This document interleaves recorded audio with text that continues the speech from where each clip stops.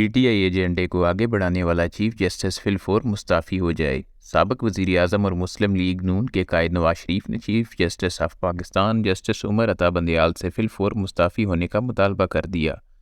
نواز شریف کا کہنا تھا کہ عدالتیں قوم کو بحرانوں سے نکالتی ہیں، نہ کہ بحرانوں میں دھکیلتی ہیں۔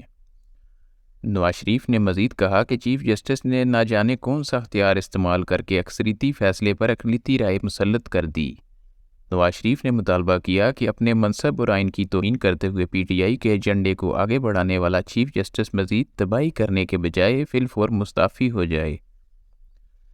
سپریم کورٹ کے جسٹس اطہر من اللہ کے نوٹ کے بعد وفاقی حکومت نے بھی چیف جسٹس سے فی الفور مستعفی ہونے کا مطالبہ کیا ہے۔ نواز شریف نے مزید کہا کہ چیف جسٹس نے اپنے اختیارات سے تجاوز کیا۔ اگر وہ فل کورٹ بنا لیتے تو پوری قوم کو یقین ہوتا۔ ایسے فیصلوں سے عوام کو بہت نقصان پہنچتا ہے۔ اب مہنگائی مزید بڑھے گی۔